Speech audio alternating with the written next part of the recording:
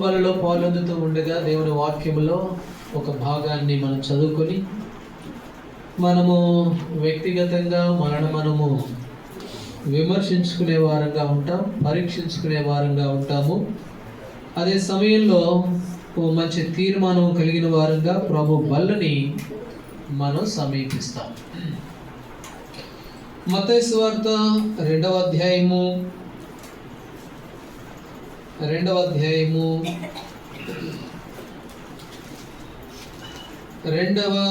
వచనాన్ని చదువుకుంటాం. మత్తయి సువార్త 2వ అధ్యాయము 2వ వచనం. యూదుల రాజుగా పుట్టినవాడు ఎక్కడున్నాడు? తూర్పు దిక్కున మేము వచ్చేదని చెప్పిరి. చాలు. దేవుడి వాక్యమును మన కొరకు దీవించును గాక. పోయిన వారం కాదు, మన క్రిస్టమస్ రోజు కూడా ఈ వాక్యాన్ని ఆధారం చేసుకొని ఆరాధన వర్తమానము, ఆ తర్వాత ఈ వాక్యమునే 2వ వర్తమానంగా మనం వింటూ వచ్చాం. మొదటి ఆరాధనలో జ్ఞానుల గురించి చూసాము. ఆ తర్వాత 2వదిగా నక్షత్రముల గురించి కొన్ని విషయాలు చూసాం. అప్పుడు సమయం సరిపోలే, అందుకని నేను నక్షత్రముల గురించి 2 విషయాలే చెప్పాను. అయితే పోయిన వారం కొంతమంది రాలేదు కాబట్టి మరొకసారి మనము ఆ వాక్యాలని జ్ఞాపకం చేసుకునే వారంగా ఉంటాం. ఈ మత్తయి సువార్త 2వ అధ్యాయంలో ఆయన నక్షత్రము అనేది మొదటి తలంపులో చూస్తూ వచ్చాం. ప్రకటన గ్రంథంలో రాయబడింది ఆయన వేకువ చుక్క అని. దానియేలు గ్రంథంలో రాయబడింది ఎంతమంది అయితే అనేకులను తిప్పుతారో వారు ఆకాశ మండలంలోని జ్యోతుల పోలిగా ఉంటారు అని. కాబట్టి ఆయన వేకువ చుక్క, ఆయన విడుదలగా మనల్ని కూడా ఆయన నక్షత్రాలుగా చేశాడు. ఆయన నక్షత్రము అనేది మనం కూడా ఆయన నక్షత్రాలమేనన్న సంగతి మొదటి తలంపులో చూశాం. అయితే వారు ఏం చేశారు? ఆయన నక్షత్రాన్ని చూశారంట. అంటే అది కనపడుతుంది, అది కనపడకుండా మరుగ్గా లేదు. నక్షత్రం కనపడుతూ ఉంది, సాక్ష్యంగా కనపడుతుంది, అనేకులు కనపడుతుంది. ప్రభుబిడ్డలం దేవుని ప్రజల మధ్యలో మాదిరికరంగా అనేకులు కనపడవలసిన వారం ఇది 2వ తలుపు. అందరితో నేను సమయం సరిపోలేదని ఆపేశాను. అయితే ఈ నక్షత్రం గురించి మరొక విషయం మనం చూస్తాము. 3వ వచనం కూడా చదవండి. 3వ వచనం. హెరోదు రాజు ఈ సంగతి విన్నప్పుడు అతడును అతనితో కూడా యెరూషలేము వారందరూ కలవరపడిరి. కాబట్టి ఒకటి ఆయన నక్షత్రము, 2వది అది కనపడే నక్షత్రము, 3వది ఆ నక్షత్రము యెరూషలేములో ఉన్న వారందరినీ ఏం చేసిందంట? కలవరపెట్టింది. కలవరపరిచే నక్షత్రం. ఇదేంటండి కలవరపెట్టడం ఏంటి అని అనుకోవచ్చు. ఇదే మత్తయి సువార్త 2వ అధ్యాయం 10వ వచనంలో 10-11 వచనాల్లో ఆ జ్ఞానులు ప్రభువు ఉన్న స్థలానికి వెళ్ళినప్పుడు అక్కడ ఏమని రాయబడింది? వారు ఆ నక్షత్రమును చూసి అత్యానంద భరితులైపోయారంట. కొంతమందికి ఆ నక్షత్రం ఏం తీసుకొచ్చింది అంటే సంతోషాన్ని తెచ్చింది. అత్యానంద భరితులైపోతున్నారు ఆ నక్షత్రం చూడగానే. ఆ నక్షత్రాన్ని చూడగానే ఆత్మీయులైనటువంటి బిడ్డలు ఉప్పొంగిపోతూ ఉన్నారు, అత్యానంద భరితులవుతూ ఉన్నారు. అయితే అక్కడే ఉన్నారు హెరోదు రాజు, హెరోదు ప్రజలు, యెరూషలేములో నివాసులు. వాళ్ళు ప్రభువును వెతికిన వాళ్ళు కాళ్ళు. ఎక్కడో ఉన్న వీళ్ళు వెతుక్కుంటూ వచ్చారు, కానీ వీళ్ళు మాత్రం వెతకలా. ఆయన ఎక్కడ పుట్టాడు నాకు కూడా చెప్పువా అని వారిని అడిగారు. వారికి మాత్రం, అంటే ప్రభువునందు విశ్వాసం లేని వారికి ఏం కలిగించింది నక్షత్రము అని అంటే కలవరాన్ని తీసుకొచ్చినట్లుగా చూస్తాం. కలవరాన్ని తెచ్చింది. ఈనాడు మనం పరీక్ష చేసుకోవాలి. ఏమిటి అని అంటే మనం అత్యానంద భరితంగా చేసే నక్షత్రం వల్లే ఉన్నామా, లేక కలవరపరిచే నక్షత్రం వల్లే ఉన్నామా అన్నది మనము ప్రభు బల్ల దగ్గర పరీక్షించుకోవలసిన వారంగా ఉన్నాం. నిర్గమకాండంలో ఇశ్రాయేలు ప్రజలు బయలుదేరి వస్తూ ఉన్నారు ఐగుప్తులో నుంచి. ఇశ్రాయేలు ప్రజలు ఐగుప్తులో నుంచి బయలుదేరి వస్తూ ఉంటే ముందుకెళ్ళారు, సముద్రం ఉంది, వెనకేమో అరణ్యము, రథాలు పట్టుకొని ఆ ఫరో సైన్యం వస్తూ ఉంది. చదవండి అన్నమాట. నిర్గమకాండము 14వ అధ్యాయము 24వ వచనం. నిర్గమకాండం 14.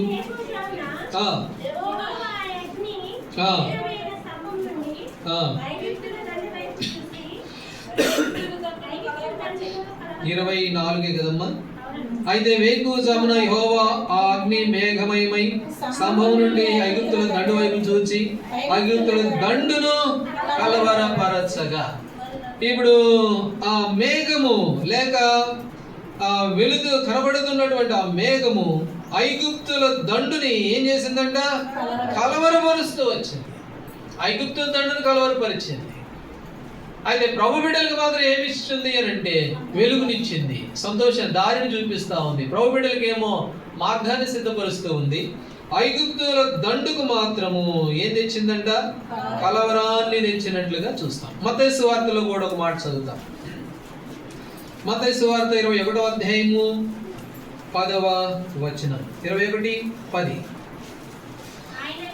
ఆయన యెరూషలేములోనికి వచ్చినప్పుడు పట్టణమంతయు ఈయన ఎవరో అని కలవరపడెను. కాబట్టి ఈయన ఎవరో అని చాలా మంది కలవరపడ్డారు, చాలా మంది అభ్యంతరపడ్డారు. ఐగుప్తుల దండుని ఆ మేఘము కలవరపరుస్తూ వచ్చింది.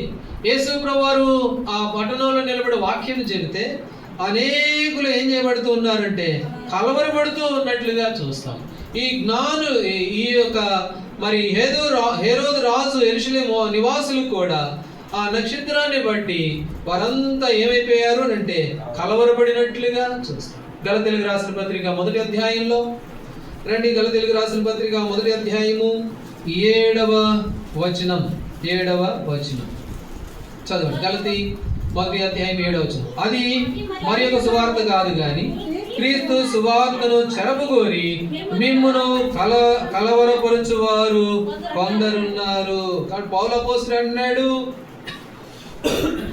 కొంతమంది ఉన్నారు. ఏం చేస్తారు వాళ్ళు అని అంటే మిమ్ములను కలవరపరిచేవారుగా ఉన్నారు. కాబట్టి కలవరపరిచేవారుగా ఉన్నారు. అది ఎవరిని కలవరపరచాలి? ఇక్కడ ఎవరిని అంటున్నాడు అంటే ప్రభు బిడ్డల గురించి అంటున్నాడు. విశ్వాసులైన వారులారా, దేవుని బిడ్డలారా, జాగ్రత్తగా ఉండండి. అయితే మీలో కొంతమంది ఏం చేస్తారంటే కలవరపరుస్తారు. అయితే కలవరం విశ్వాసులను కాదు. ఎవరిని కలవరపరచాలి? ఐగుప్తుల దండును కలవరపరచాలి. యెరూషలేములో ప్రభుని ఎరగని వారిని కలవరపరచాలి. దేవుని వాక్యమును అంగీకరించిన వారు ఆయన మాటలు విని కలవరపడినట్లుగా మిగిలిన వారు కలవరపరచాలి. కానీ ఇక్కడ పౌలు అపోస్తలుడు అంటున్నాడు, మీలో కొంతమంది ఏం చేస్తారు అని అంటే మిమ్మును కలవరపరిచేవారుగా ఉంటారు. కాబట్టి కలవరపరుస్తారు. అపోస్తలుల కార్యంలో కూడా ఒక మాట ఉంది, చదవండి. అపోస్తలుల కార్యములు 17వ అధ్యాయము. అపోస్తలుల కార్యములు 17వ అధ్యాయము 13వ వచనం. 17-13. అయితే బెరియాలో కూడా పౌలు దేవుని వాక్యము ప్రచురించుచున్నాడని దెసలోనికలో ఉండే యూదులు తెలుసుకొని అక్కడికి వచ్చి జనసమూహులను రేపి కలవరపరిచిరి. కాబట్టి అక్కడ దేవుని వాక్యం ప్రకటించబడుతూ ఉంది. దేవుని బిడ్డలైన వారు విశ్వాసంలో నడుచుకుంటున్నారు, ఆత్మతో సత్యంతో ఆరాధిస్తూ ఉన్నారు. అయితే గలతీయులకు రాసిన పత్రికలో రాయబడినట్లుగా కొంతమంది కలవరపరిచే వాళ్ళు ఉన్నారు. అది ఇక్కడ కూడా అంట పౌలు అపోస్తలుడు అన్నాడు, బేరియాలో దేవుని వాక్యం వినబడుతూ ఉంటే అయితే దెసలోనికలో ఉన్నవారు వచ్చి ప్రజలను ఏం చేస్తారు? కలవరపెడుతూ ఉన్నారు. చాలా మంది ఈనాడు ఈ అనుభవాలు మన జీవితాల్లో ఉన్నాయి. చాలా మంది మనం ఉన్న ప్రాంతంలో, ప్రదేశంలో ఎన్ని కలవరాలు తెస్తారో.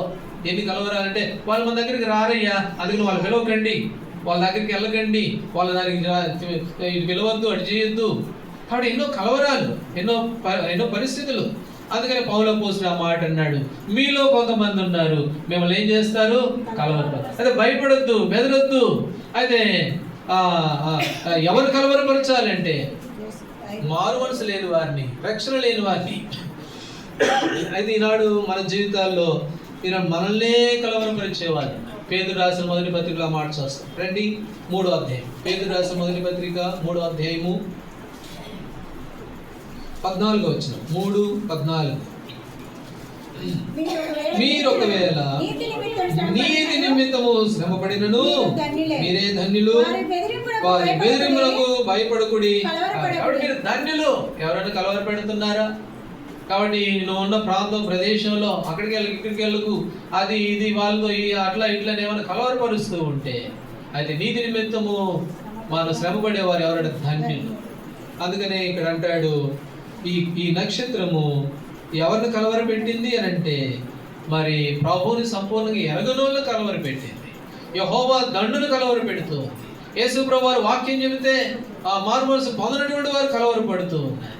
అయితే నాడు కొంతమంది ప్రభు బిడ్డలే ఏం చేసుకున్నారంటే కలవరపెట్టేవారు. అందుకనే ఆ యోసేపును గురించి ఆ మాట రాస్తూ హెబ్రీయులకు రాసిన పత్రిక 12:15 ఆ మాట అన్నాడు. ఏమన్నాడు చదవండి. హెబ్రీ 12:15. హెబ్రీయులకు రాసిన పత్రిక 12:15. మీలో ఎవడైనను దేవుని కృపను పొందకుండా తప్పిపోవునేమో అనియు చేదైన వేరు ఏదైనా మొలచి కలవరపరచుట వలన అనేకులు అపవిత్రులు పోదేమో అనియు. కాబట్టి మీలో ఎవడైనా తప్పిపోతారేమో, చేదైన వేరు మీలోనే ఏమైనా మొలుస్తుందేమో, అది మొలిచి మిమ్మల్ని ఏం చేస్తుంది, కలవరపరుస్తుందేమో, జాగ్రత్తగా ఉండండి. కాబట్టి కొన్నిసార్లు అపవాది మన మధ్యలోనే దూరి మనల్నే కలవరపరుస్తూ ఉంటాడు. కాబట్టి నీతి నిమిత్తము ఒకవేళ హింస పొందితే నీవు ధన్యుడివే. కాబట్టి జాగ్రత్తగా, మీలో చేదైన వేరేదైనా మొలిచి, కాబట్టి కలవర పెడుతుందేమో జాగ్రత్త. ప్రభుబిడ్డలంగా మనము ఒకటి పరీక్షించుకోవాలి, మిగిలిన వాళ్ళకి తెలియదు. అందుకనే వాళ్ళు అంటారు, కొరింథీయులో అన్నాడు పౌలు అపోస్తలుడు అన్నాడు, మీలోని కొంతమంది ఉంటారు వాళ్ళు కలవరపరుస్తారు, జాగ్రత్తగా ఉండండి. బేరియాలో కూడా మేము వాక్యం ప్రకటిస్తామంటే చాలామంది వచ్చి కలవరపరిచారు. అయితే వాళ్ళకి తెలియదు, వాళ్ళు అలా చేస్తారు. వాస్తవంగా మనం ఎవరిని కలవరపరచాలి అంటే ప్రభుని ఎరగిన ఆ నక్షత్రం చూసి మిగిలిన వాళ్ళకి కలవరపడ్డారు. అయితే ఇక్కడ అంటాడు, మీలో అలాంటి వారు ఉంటారేమో జాగ్రత్త. చేదైన వేరేదైనా మొలిచి సంఘంలో సహవాసంలో మిమ్మల్ని మీరేమన్నా కలవరపరుచుకుంటారేమో జాగ్రత్త అని పౌలు అపోస్తలుల ద్వారా మనము చూస్తూ ఉన్నాం. కాబట్టి ప్రభుబిడ్డలంగా ఈనాడు మనం పరీక్ష చేసుకోవాలి, మనం ఎలాంటి నక్షత్రం? అత్యానంద భరితులైపోయిన నక్షత్రమా, లేకపోతే అనేకులు కలవరపెట్టే నక్షత్రమా? ఏమి సంఘము, ఏ సహవాసం, ఏం మనుషులు, ఏమిటి అని అనేకుల్ని మరి చేదైన వేరు మొలిచి కలవరపెట్టే సంఘంలాగా ఉన్నామేమో, అలాంటి నక్షత్రంగా ఉన్నామేమో ఒకసారి పరీక్ష చేసుకోవాల్సిన వారంగా ప్రభుబిడ్డలము ఈ సమయం దేవుడు మనకి ఇస్తూ వచ్చాడు. సరే, ఇప్పుడు రెండవ విషయానికి వెళ్తే రండి. మత్తయి సువార్త 2వ అధ్యాయము 6-7 వచనాలు కలిసిపోయి ఉన్నాయి. చదవండి 6-7 వచనాలు. అంతటా హేరోదు ఆ జ్ఞానులను రహస్యముగా పిలిపించి ఆ నక్షత్రము కనబడిన కాలము వారి చేత పరిష్కారముగా తెలుసుకొనిచ్చారు. మరలా ఇక్కడ నక్షత్రం అనేది కనబడుతూ ఉంది. కాబట్టి ఒకటేమో కలవరపరిచిన నక్షత్రము, ఇంకొకటి సంతోషపరిచిన నక్షత్రం. అయితే ఇక్కడ కూడా మనం చూస్తాము, హేరోదు రాజు అడిగాడు, వాళ్ళు వచ్చారు, ఏమండి యూదుల రాజుగా పుట్టినవాడు ఎక్కడున్నాడు? ఎట్ట తెలిసిందయ్యా మీకండి? మేము నక్షత్రాన్ని చూసామండి. ఒరే ఎక్కడి నుండి చూశారు? మేము తూర్పు దేశం నుండి చూసామండి. మాకు కనపడలేదే. మీరు ఎదిగితేగా మీకు కనపడడానికి, ఇక్కడే ఉన్నారుగా, మీరు ఎదగరు, మీరు చూడరు, అందుకే మీకు కనపడదు, మాకు కనపడదు. మేము ఆ నక్షత్రాన్ని చూసి వచ్చామంటే అబ్బో ఇదేమో తేడా ఉంది అని చెప్పి వాళ్ళు కలవరపడ్డారు. ఒకటి. ఆ తర్వాత వాళ్ళు పంపించేటప్పుడు పిలిచి ఎట్లా ఏమని అన్నాడు, ఆ నక్షత్రము కనబడిన కాలం వారి చేత పరిష్కారంగా తెలుసుకొని మాకు కూడా చెప్పండి, మేము కూడా వచ్చి ఆయన పూజిస్తాం. అంత ఉంటితే లోపల వేరే దురుద్దేశం ఉంది. పై మాత్రం ఆ కాలాన్ని పరిష్కారంగా తాను తెలుసుకున్నటువంటి వ్యక్తిగా ఈ భాగంలో మనం చూస్తాం.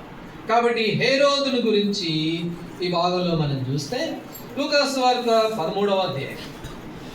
హేరోదు ఎలాంటి వ్యక్తి, ఎలాంటి మనసు కలిగిన వాడు అనేది మనము గమనిస్తాం. రండి, లూకా సువార్త 13వ అధ్యాయము 32వ వచనం. ఆయన వారిని చూచి మీరు వెళ్ళి ఆ నక్కతో ఇలాగో చెప్పుడి. అది 31లో ఉంది. ఎవరంట నక్క? హేరోదు గురించి ప్రభువైన యేసుక్రీస్తు వారు అన్నాడు, ఏమంటే మీరు పోయి ఆ నక్కతో ఇలా చెప్పండి. ఎట్లాంటి వాడు హేరోదు అంటే? నక్క లాంటి వాడు, కుయుక్తిగా మాట్లాడేవాడు, లోపల ఒకటి పెట్టుకొని పైకి మాత్రం మంచిగా మాట్లాడేవాడు. అందుకని యేసు ప్రభువు వారు అన్నాడు, ఆ హేరోదు అన్నాడు, అయ్యా జ్ఞానులు మీరు మంచోళ్ళండి, ప్రభువుని పూజించడానికి వచ్చారు, చాలా మంచోళ్ళండి, మంచి క్రైస్తవులండి. ఆయన ఎప్పుడు పుట్టాడో, ఏ కాలంలో పుట్టాడో మాకు కూడా చెప్పండి, మేము కూడా వస్తాం. తీపిగా మాట్లాడాడు. కాబట్టి హేరోదు ఎలాంటి వాడు అని అంటే నక్క స్వభావం కలిగిన వాడు, జిత్తులు మారివాడు హేరోదు. అందుకనే ప్రభు అన్నాడు, ఆ నక్కతో చెప్పండి. యాకోబుకు 12 మంది కుమారులు, ఒక కూతురు. ఈ కూతురుని తీసుకొని వాళ్ళు వెళ్తా ఉన్నారు. అన్నదమ్ములేమో 12 మంది వెళ్తా ఉంటే ఒక రాజు వాళ్ళ విషయంలో కొంచెం నష్టం చేశాడు. ఆదికాండం 34 అధ్యాయం చదవండి అన్నమాట. ఆదికాండము 34 అధ్యాయము 13 వచ్చిన 34:13. తన సహోదరి అయినా బైబిల్ చదవాలనుకున్న వాళ్ళు ముందుకు వచ్చి కూర్చోండి, నాకు వినపడట్లా. మీరేమో ఆ చివరి కూర్చుంటారు. హామోరుతోను కపటముగా ఉత్తరమిచ్చిరి. ఏం చేస్తున్నాడంట? వాళ్ళు కపటముగా ఉత్తరమిచ్చిరి. లోపల ఒకటి ఉంది, పైకి మాత్రము అవునండి మా పిల్లల్ని మీకు ఇస్తామండి, మీ పిల్లల్ని మేము చేసుకుంటామండి, మీతో కలిసి జీవిస్తామండి, మీతో పాటు నడుస్తామండి. కపటముగా ఉత్తరం ఇచ్చారు. లోపల ఏముంది? వీళ్ళ అంతు చూడాలి, వీళ్ళ సంగతి తెలుసుకోవాలి అనేది లోపల పెట్టుకొని పైకి మాత్రము ఎట్లాంటి వారుగా ఉన్నారు అంటే ఏదో పైకి మంచిగా నటిస్తుంది. అందుకనే హేరోదు రాజు కూడా అట్లాంటి వాడే. ఆ జ్ఞానులు పిలిచి, అయ్యా ఆయన ఎప్పుడు పుట్టాడు అది నాకు చెప్పండి అని ఎంతో కపటముగా ఉత్తరం ఇచ్చాడు. అందుకని యేసు ప్రభువారు ఆంతర్యం ఎరిగిన వాడై ప్రభు అన్నాడు, ఆ నక్కతో చెప్పండి. హేరోదు ఎట్లాంటి వాడు? జిత్తులు మారి నక్క. పరమగీతాల గ్రంథంలో మాట చదవండి. ఆ మాట పరమగీతాల గ్రంథము 2వ అధ్యాయము 15 వచ్చిన. పరమగీతాల గ్రంథం 2వ అధ్యాయము 15 వచ్చిన. 2:15. మన ద్రాక్ష తోటలు పూత పెట్టి ఉన్నవి. ద్రాక్ష తోటలు చెరుకు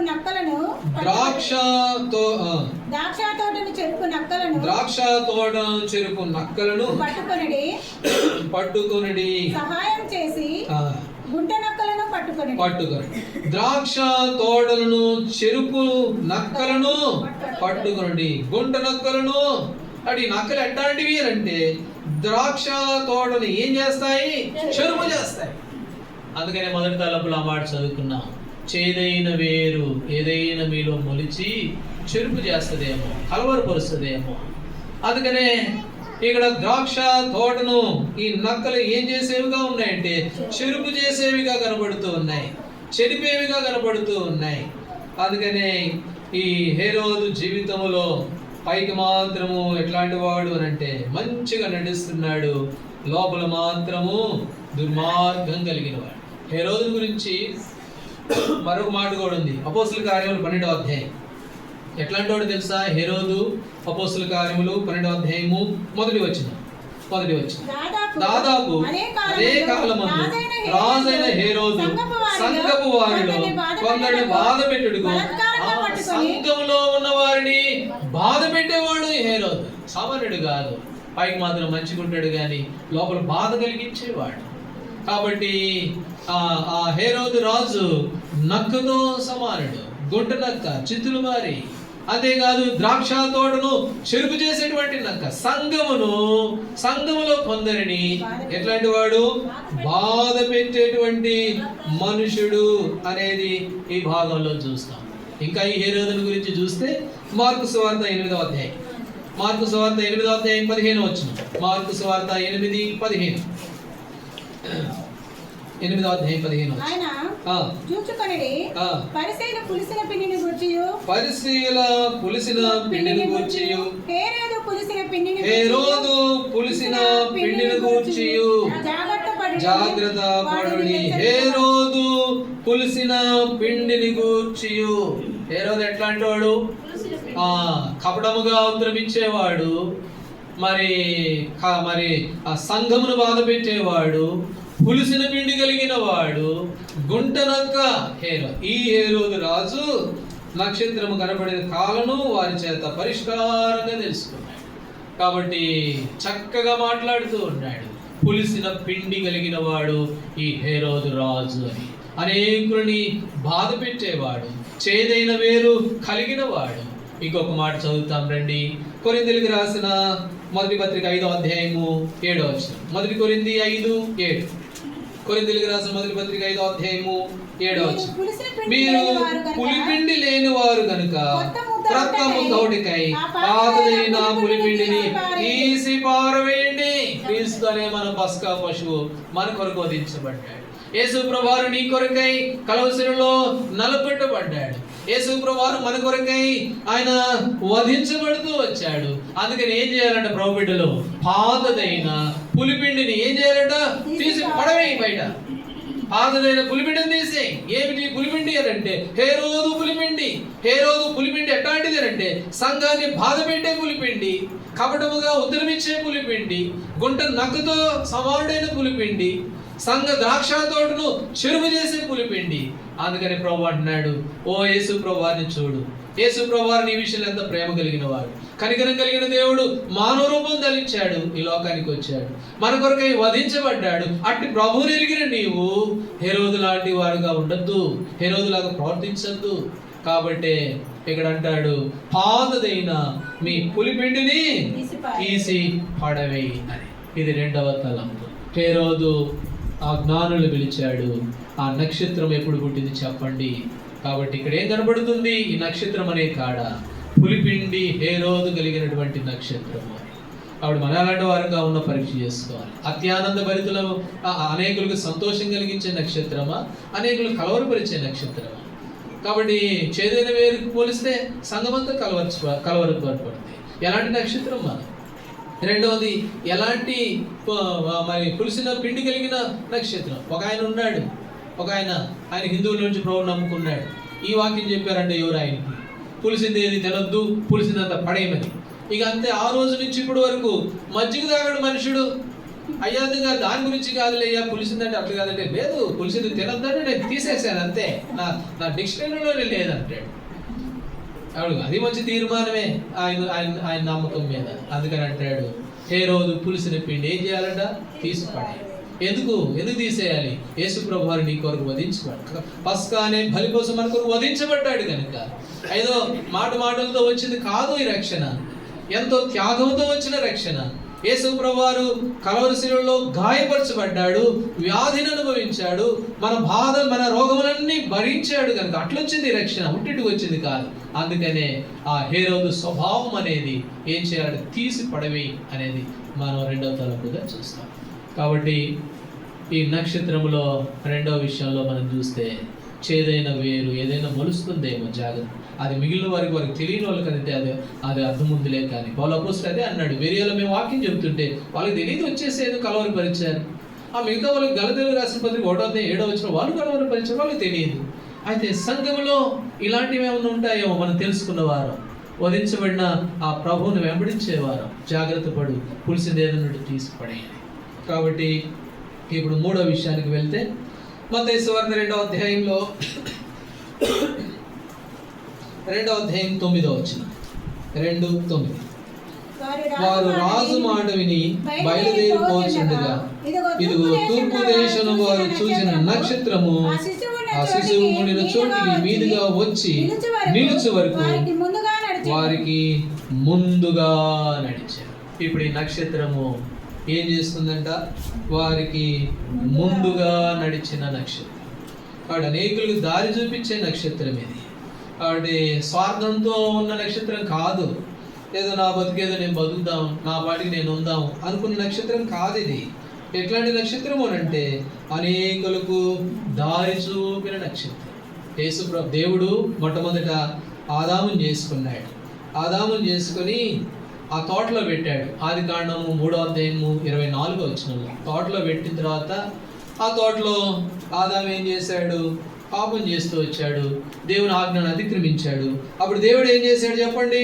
ఆదికాండం 3వ అధ్యాయం 24వ వచనం.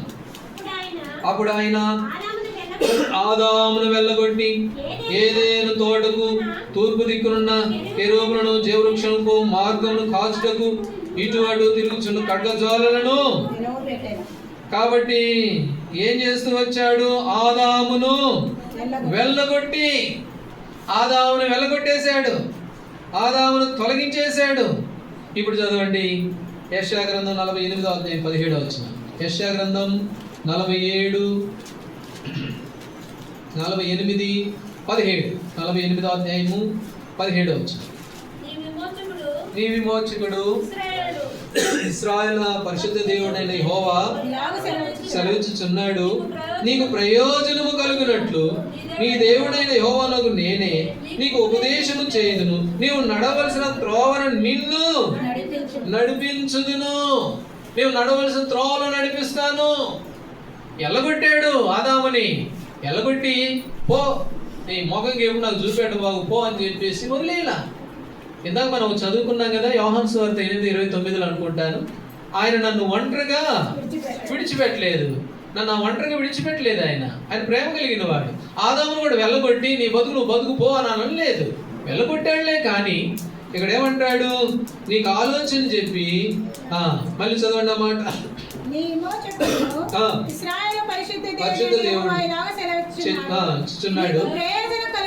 ప్రయోజనము కలిగినట్లు యెహోవా చేసేదను, నీవు నడవలసిన త్రోవను నేను నడిపిస్తాను. నువ్వు ఎటు నడవాలనో ఎలా వెళ్ళాలనో. అందుకని కీర్తనలు అంటాడు, నీ మీద దృష్టి ఉంచి నీకు ఆలోచన చెప్పి నీవు నడవలసిన మార్గం నేను నీకు బోధిస్తాను. కాబట్టి నువ్వు ఎలా క్రైస్తవ జీవితంలో ఆత్మీయ జీవితంలో ఎలా నడుచుకోవాలనో ఎలా వెళ్ళాలనో. కాబట్టి ఈ నక్షత్రం అదే చేసింది, వారికి ముందుగా నడిచిందంట. మత్తయి సువార్త 2:9 వారికి ముందుగా నడిచింది. కాబట్టి ప్రభు కూడా మనల్ని అనాథులుగా విడిచిపెట్టలేదు, వెళ్ళగొట్టాడులే కానీ ఆదాముని మళ్ళీ నడిపిస్తూ ఉన్నాడు. మరలా చొక్కాలు ఇచ్చాడు, మరలా తోటలోకి వెళ్ళాడు, మళ్ళీ వెళ్ళాడు, ఆదాముని పిలిచాడు, మాట్లాడాడు, ఆదాముతో ఉన్నాడు. ఆదాము సంతానానికి కూడా దేవుడు తోడుగా ఉన్నాడు. ఆదికాండం 5:23 రెండో మాట. ఆదికాండము 5:22 5:22 హానోకు మెతూషెలను కనిన తర్వాత 300 ఏళ్ళు దేవునితో నడుచుచు కుమారులను కుమార్తెలను. ఆ తర్వాత 6:9 నోవాహు వంశావళి ఇదే. నోవాహు నీతిపరుడు, తన తరంలో నిందారహితుడై ఉండెను. నోవాహు దేవునితో కూడా, హానోకు దేవునితో నడిచాడు, నోవాహు దేవునితో నడిచాడు. లేవీకాండం 26లో ఇంకో మాట ఉంది, చదవండి ఆ మాట. లేవీకాండం 26:12 లేవీకాండము 26:12 26:12 నేను మీ మధ్య నడిచెదను, మీకు దేవుడయ్యుందురు, మీరు నాకు ప్రజలయ్యుందురు. నేను మీ మధ్య నడిచెదను. కాబట్టి విడిచిపెట్టేవాడు కాదైన, నడుస్తాడు, మనతో పాటు నడిచే దేవుడు. అయితే మనము ఆయన తోడు కలిగి మనం ఎలాంటి వారంగా ఉండాలా? మనం కూడా అనేకులు మాదిరిగా నడవాలి. ఇది నక్షత్రం యొక్క ఉద్దేశం. మనతో ప్రభు ఎందుకు నడుస్తున్నాడు? హానోకు దేవునితో ఎందుకు నడిచాడు? నోవాహు ఎందుకు దేవునితో నడిచాడు? కాబట్టి ఈ నక్షత్రం కూడా జ్ఞానులకు ముందుగా నడుస్తూ ఉందంట. ఆయన మనల్ని విడిచిపెట్టలా, మనతో నడుస్తున్నాడు. అందుకని మనం నేటి వరకు సజీవులంగా ఉన్నాం. మనం ఆయనతో నడుస్తున్నప్పుడు మనం కూడా అనేకులకు మాదిరిగా నడిపించబడాలి, అనేకులకు మాదిరికరంగా కనపడాలి. ఆ నక్షత్రం అదే చేస్తుంది. ఆ నక్షత్రము జ్ఞానులకు మాదిరికరంగా ఉంది, నడిపించేదిగా ఉంది. ప్రభు అన్నాడు, నేను మీకు దేవుడిని అయి ఉంటాను, నేను మీ మధ్య నడుస్తాను. దేవాది దేవుడు మన మధ్య నడవడానికి ఇష్టపడ్డాడు. దేవాది దేవుడు మనుషుల మధ్య కాపురం ఉండడానికి ఇష్టపడ్డాడు. ప్రకటన 22లో ఇంకో మాట కూడా చదవండి. యేసు ప్రభువారు, ఎందుకు సమయం లేదు, నేను త్వరగా చెప్తాను. లూకాసు సువార్త 24 ఇద్దరు ఎమ్మయి గ్రామానికి వెళ్తుంటే అక్కడ ఏమని రాయబడింది? యేసు తానే దగ్గరికి వచ్చి వారితో కూడా, ఆయనే దగ్గరికి వచ్చాడు. వైలు వాళ్ళు ఆయన కాడి, ఆయన దగ్గరికి వచ్చి, కాబట్టి ఆయనే దగ్గరికి వచ్చి ఏం చేస్తున్నాడు అని అంటే నడుస్తూ ఉన్నాడు. ఈనాడు మనతో నడుస్తున్నాడు మన ప్రభు. మనం కూడా అనేకులను నడిపించాలి. ఇది ఉద్దేశం. ఎందుకు నడిచాడు ప్రభు? మనతో ఎందుకు నడుస్తున్నాడు? అనేకులు నడిపించేందుకు వరకు. ఈ నక్షత్రం అదే చేస్తుంది కదా. ఆ జ్ఞానులు దారి చూపిస్తా ఉంది. ఆ జ్ఞానుల్ని ప్రభు దగ్గరికి తీసుకొచ్చింది. కాబట్టి మనం నడవాలి ప్రభువుతో, మనం అనేకులను నడిపించాలి. ఆమోసు 3:3 అంటాడు, సమ్మతి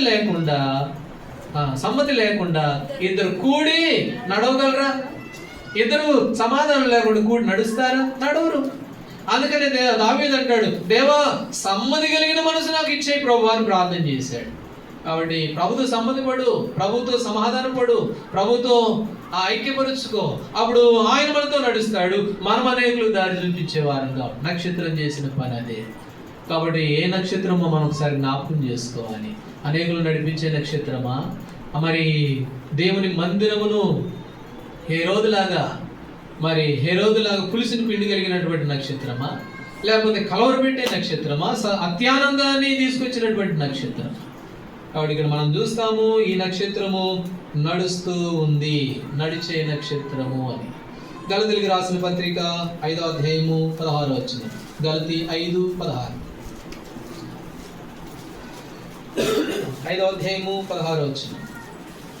నేను చెప్పినది ఏమనగా ఆత్మానుసారముగా నడుచుకొనుడి, అప్పుడు మీరు శరీరేచ్ఛను ఆత్మానుసారంగా నడుచుకోండి, అప్పుడు మీరు ఏం చేయబడతారు అని అంటే శరీరమును నెరవేర్చు. ఆత్మానుసారంగా నడుచుకోకపోతే మనము శరీర సంబంధం అయిపోతాం, శరీరానుసారం అయిపోతాం. ప్రభుత్వం మనం నడవలేం.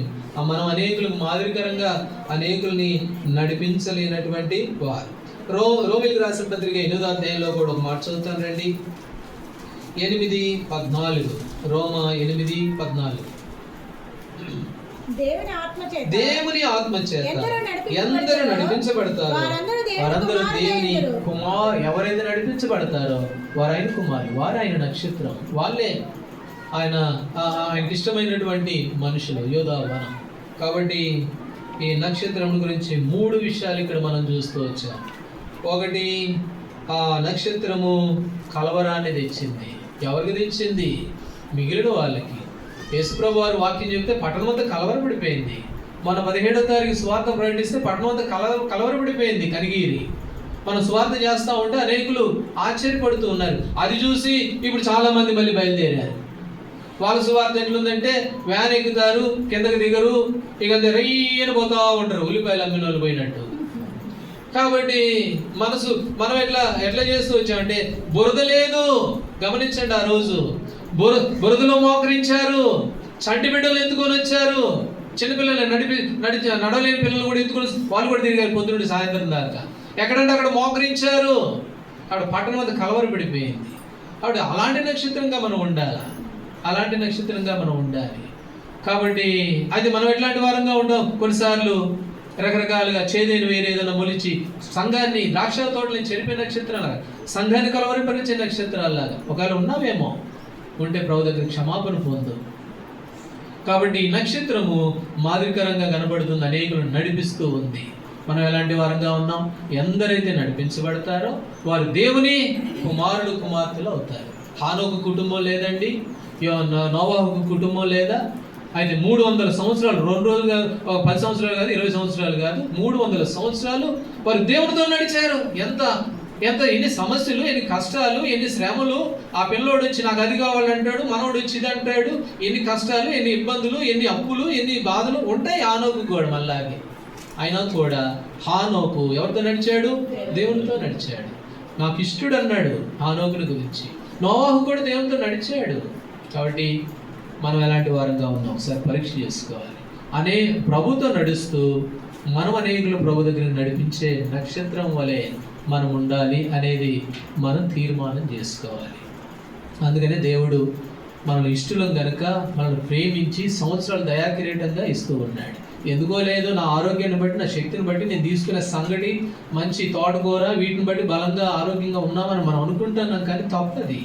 ప్రభువే మనల్ని ప్రేమించి ఆయన కవేలిలో నుంచి, ఆయన పుస్తకంలో నుండి సంవత్సరం దయాకిరీటంగా ఇస్తూ ఉన్నాడు. ఎందుకు అనంటే మనం ఆయనతో నడవాలని, మనం అనేకులు ఆయన దగ్గర నడిపించాలని. కాబట్టి మనం అందుకని అంటాడు, క్రీస్తు అనే పస్కా పశువు మన కొరకు ఏం చేయబడ్డాడు? వధించబడ్డాడు. కాబట్టి ఏం చేయాలి ఇప్పుడు మనము? పాతదైన హేరోదు పులిపిండిని తీసి పక్కన పడేయాల్సిందే. పాతది ఏదైనా ఉంటే కట్ చేసేయాలి, చేదైన వేరేదైనా ఉంటే. కాబట్టి ఒకసారి పరీక్ష చేసుకుందాం. ప్రభా, నన్ను ఒకసారి జ్ఞాపకం చేసుకో. మనసులోనే ప్రభుత్వం ఒప్పందం చేసుకో, మనుషులతో వద్దు. ఎలాంటి వారంగా ఉన్నాం? ఈ నక్షత్రం ఎంత మాదిరికరంగా ఉంది, ఈ నక్షత్రము ఎంత చక్కగా కనబడుతూ ఉంది. ఆ నక్షత్రాన్ని చూసే వాళ్ళు ఏదో అక్కడిక్కడ దాక్కున్నది కాదు, అది మా చాటుగా ఉన్నది కాదు, అందరికీ కనబడుతూ ఉంది మాదిరికరంగా. ఆ రోజు సువార్తలో అందరూ మనమే కొంచెం వాళ్ళ వచ్చిన వాళ్ళకంటే కొంత తక్కువగా ఉన్నాం, కానీ వాళ్ళంతా మంచి ఉద్యోగస్తులు, టీచర్స్ ఉన్నారు, లాయర్లు ఉన్నారు, మరి ఆర్మీ ఆఫీసర్స్ ఉన్నారు. వాళ్ళంతా వచ్చారు, సువార్త చేశారు, ప్రకటించారు, కనపడ్డారు అందరికీ. మనం ఏం చేస్తామో ఎవరైనా చూస్తారేమో అని భయం, అట్లా మనం కనపడతాం. నక్షత్రము కనబడుతూ ఉంది, మాదిరికరంగా ఉంది, మనం ఎట్లాంటి వారంగా ఉన్నాం. ఒకసారి పరీక్ష చేసుకుందాం. ప్రభువా, నన్ను అలాంటి వ్యక్తిగా చేశావు, మీకు స్తోత్రం. నన్ను నక్షత్రంగా చేసావు ప్రభా, నన్ను ఇష్టమైన కుమార్తెగా చేసుకున్నావు ప్రభా, నన్ను మీ సొంత మీ ప్రియమైన కుమారుడిగా చేసుకున్నావు ప్రభా. అందుకే మీకు వందనాలు. ఇప్పుడు దాకా నేను నడిచాను, నక్షత్రం ఎలాగుందో అలా ఉంది నా అనుభవం, నా ఆత్మీయ జీవితం. ఇక ముందు కూడా అలాగే ఉండని ప్రభా, ఇంకా మెరుగ్గా ఉండని ప్రభా. అట్లాంటి తీర్మానం కూడా చేయి. అలాగూ ఒక తీర్మానంతో ప్రభు యొక్క బలని మనం సమీపించే వారంగా ఉంటాం. దేవుడు ఆ విధంగా మనకి సహాయపడుతుందిగా. ప్రార్థన చేసుకుంటాం.